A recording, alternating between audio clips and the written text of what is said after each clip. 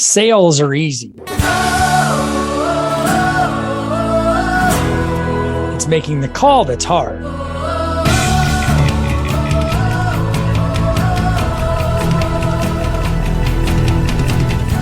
Hi, my name is Dave Gallegos. I've spent the last 25 years in the mortgage industry and a lifetime in sales. In this show, I'll bring that experience, expertise, and the experts I've met to you with actionable advice to improve your sales. It's not magic. You just make the call.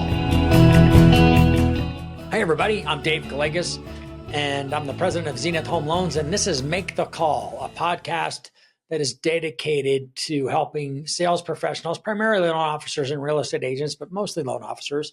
But really, what I talk about on this applies to any sales position. This is episode 21. This is a big deal because this puts me in the top, 1% of all podcasts that never reach the 20th episode or the 21st episode to actually get there. Kind of a milestone. I started this at the beginning of this last year, very end of 2023. And to be here at episode 21 is kind of cool. I plan on keep going. I hope you're enjoying it. If you do like it, please give me a rating.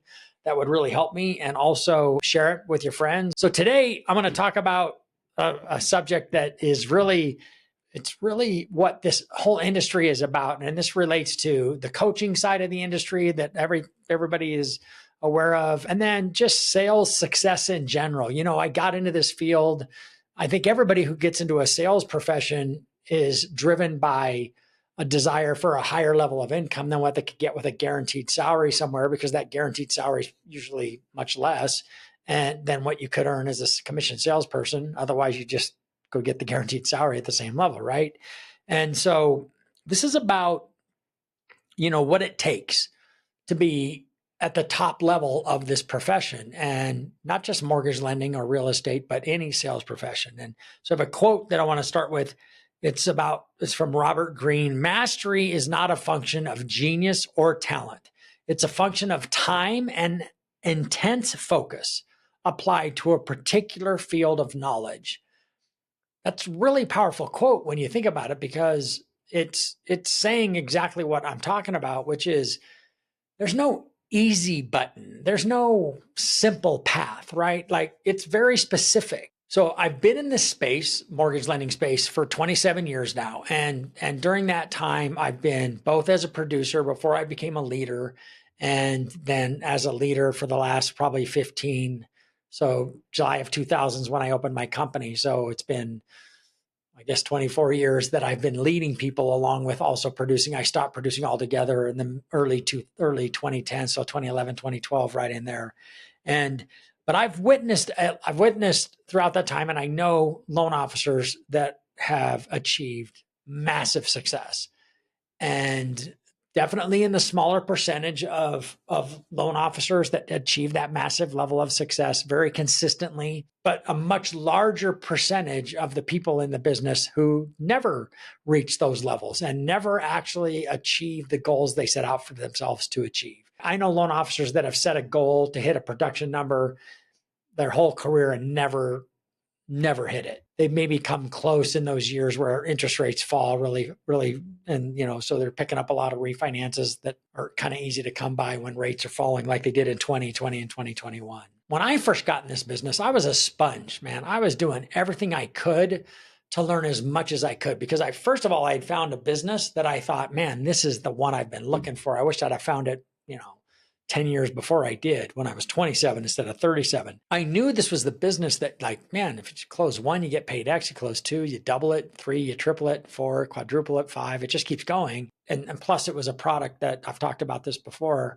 I love this business because the product that we sell is really good for people. So I immersed myself in several personal and professional development programs early on. And actually, I still do this. So even today, I'm still in a coaching program, and I'm in a couple of coaching programs because I want to get better. I always know that there's something more that I could do, and I want to learn it. And so I'm always trying to do everything I can to learn as much as I can. What all of these programs have taught me, and it doesn't matter if we're talking about personal development or professional, but focus on professional for this podcast. There's always been a specific set of tasks that have to be accomplished and a specific set of skills that have to be mastered. in order to achieve the highest levels of success, right? That's always been the case. It's never not been the case. But here's the cool thing. That's it. That's all it is, right? It's that you have, in order to achieve the highest level of success, you just have to complete some specific tasks and master some specific skills. That's it, right? It's like everybody acts like, oh, it's so hard. It's like, no, that's it. There's two things. What's so amazing to me about the people that I've observed, both the people that achieve that success and the people that don't, because it's more people that don't. And that's really here. I want to help everybody. So I hope if you're listening to this, you're somebody who is trying to get better. If you're spending your time on this podcast, that's what it's about. It's helping people get better. I think that a lot of people think or hope that they can achieve those high levels of success when they see those superstars, the superstars in our industry up on stage, and they think, oh, that's not for me. I could never be up there. I think they think that they can achieve that success that they want to achieve without mastering those skills and without completing the specific task I think that's what they think, or they hope that. And they're wrong. They've always been wrong. And it's just why that they always struggle and always they suffer. I've been thinking about this a lot. In fact, I started to write something about this for my weekly blog, and I titled it, you remember in the movie Jerry Maguire, where he says, the things we think but never say. And I titled it like the things I think but never say. I feel the frustration and I feel the disappointment in talking to loan officers that aren't achieving their goals. And man, I want to do everything I can to help them, but there's not a lot I can do. It really comes down to the work that they do.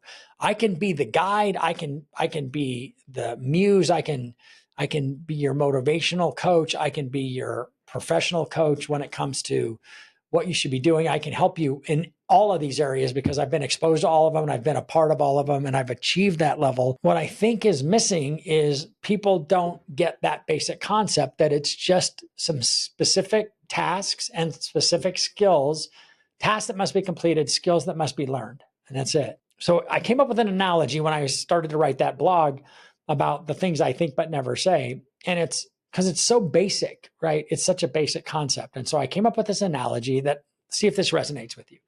Think about a baker who's baking a cake. If a baker's going to bake a cake, if anybody's going to bake a cake, you have to follow a recipe, right? So the recipe is a list of specific ingredients and a list of specific measurements for those ingredients, right? So certain amount of flour, if we're baking a cake, and I don't bake, so I don't know if I'm getting any of these ingredients right, but a certain amount of flour, a certain amount of salt, I'm sure, a certain amount of sugar, or maybe brown sugar, a certain amount of vanilla, a certain amount of baking powder or soda, one of them, probably not both. I don't know what else, depending on the flavor of the cake that you're making, right?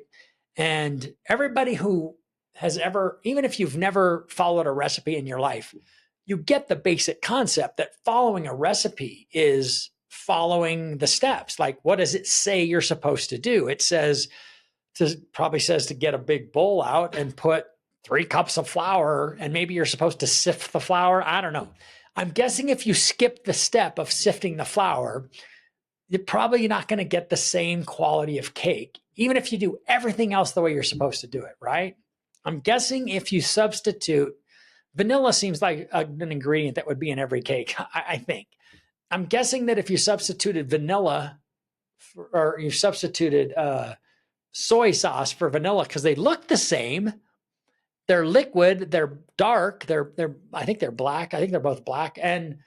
But if you put soy sauce instead of vanilla in that cake recipe, it's not going to turn out the way it's supposed to.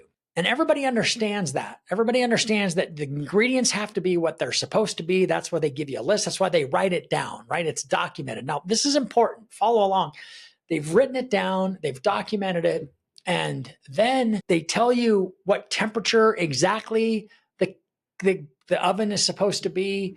They tell you the size of the cake pan that you're supposed to use. Like if you're making a double layer cake, To me, that's the best kind. The double layer cake, because then you get 2 layers of frosting. You get frosting. I'm a big, there's a little fat kid living inside me and he loves frosting. So I want extra frost. I want double layers of frosting. And that's how you get the cake. And if you don't use the right ingredients and the right measurements, the cake's not going to turn out very well. But even if you do, even if you use all the right ingredients and all the right measurements, and you follow the recipe, the first time you make that cake, it's not going to be as good. It may even turn out completely wrong because you screwed something up, even if you used everything the way you thought you were supposed to. Maybe you didn't bake the cake because, we live in Colorado, so higher altitude recipes I think is a thing. I'm pretty sure it's a thing. And it sounds like I might have baked something in my life. I only know that because my mom used to tell me that. But when I say the thing about the first cake that the baker makes, even if he follows the ingredients exactly, it's probably not nearly as good or turn out nearly as well as the 50th cake. In other words, he mastered the skill of making the cake with the specific ingredients. Those are the specific tasks, right? He followed the task, but the skill that you learn and that you gain as you bake cakes are what improves over time because you keep doing the same thing over and over again. This is a really important concept, and it's going to have something to do with what I'm going to cover on another episode, where I'm going to talk about the mistakes that I see a lot of people make, where they start and then they stop and they go on to something else. So that's another thing. But it's important for you to remember that the baker, when he makes that first cake, it isn't going to be anything close to how that 50th cake, and you can't substitute the ingredients. It's exactly the same thing for mortgage lenders when it comes to making a cake, because all the coaching programs that are out there, all of the things that you can do, all of the programs that you can sign up for, all the coaching, all the stuff that you can see online, they're all doing that. They're all giving you the recipe. They're giving you the ingredients at the right measurements, and they're telling you the skill that you have to learn, because the first time, like if you're learning a new script, the first time you deliver it, it's not going to be even close to the way it's going to be delivered the 50th time. Like the 50th time is going to be amazing compared to that first time. And here's what it comes down to. You're going to suck at first as you do this. You're going to suck when you first start a new thing, anything. We all suck before we're good. Like we sucked at riding bikes when we were little kids before we were good. And it's no different in this deal. So what a baker does and what loan officers do, or even what real estate agents do, have a lot in common, right? Because there's specifics for specific tasks that you're supposed to complete and specific skills that you have to master in both. And if you don't do them right, if you don't follow the steps exactly the way you're supposed to, and you don't master the skills, which takes time and practice and failure as you get better, you're going to get better every time, then you're not going to achieve the level of success that you want. And where it gets really, you're in this doom loop where you keep trying new things instead of staying with the thing that you started with. Like if the first time you want to make a chocolate cake and you wanted to be a baker, and the first time you made a cake, it didn't turn out well. You're like, okay, I'm not going to bake cakes. I'm going to bake cookies. And so now you're not even going to get good at baking cakes. It's not going to work. You're not going to get anywhere. If you go on to cookies and then pies, and then I don't know what else you bake, but muffins, cupcakes, I don't know. It's just, if you keep trying something new because you didn't do the first thing the way it was supposed to, it didn't turn out well, you're just going to always get a bad result because you're not committed to the process. I started this by saying the quote from Robert Greene, which says, mastery is not a function of genius or talent. It's a function of time and intense focus applied to a particular field of knowledge. That's what I want you to take away from this week's podcast, is that you're not going to ever get good at anything. First of all, you got to follow the steps. So if you're signed up to a mortgage or a real estate agent coaching program and they're giving you the specific steps to do, but you're not doing them, well, nothing's going to happen. And or if you're doing half of them, then you're not going to get even half the results, because you're not doing it. You're not putting the effort in. And then if you don't stay with it long enough, which is mastering the skill part, then you're just going to keep going from one thing to the next, to the next, to the next, and you're never going to get good at it. If you want to be a master cake baker, then you got to just keep practicing baking cakes. That's it. Don't start baking cookies until you've mastered cakes, and spend 6 months on cakes until you get really good at it. I don't know how long it's going to take you to get really good. It depends on how many cakes you make, but that's the truth. So the takeaway is a baker and a loan officer, or a baker and a real estate agent, have a lot in common. And if you can grasp that, then you can start to take advantage of completing the correct tasks and mastering the right skills for you to achieve the level of success. And I guarantee that you will achieve that level of success if you do the work. I've said this on this podcast many times. This always works if you do the work. It never works when you don't, ever. It just won't. And you're not going to get lucky. You might get lucky 1 week or 1 month, but you're not going to get lucky enough to have a year like the kind of year that you could have if you've decided to take that level of and that approach with your business. So that's it for today's podcast, everyone. This has been a podcast episode number 21. It's a big milestone. Please share this with your friends. Please give me a rating if you haven't done that. And I'll see you on the next one. I'm Dave Gallegos with Zenith Home Loans. Thanks for listening, everybody. Thank you for listening to Make the Call with Dave Gallegos.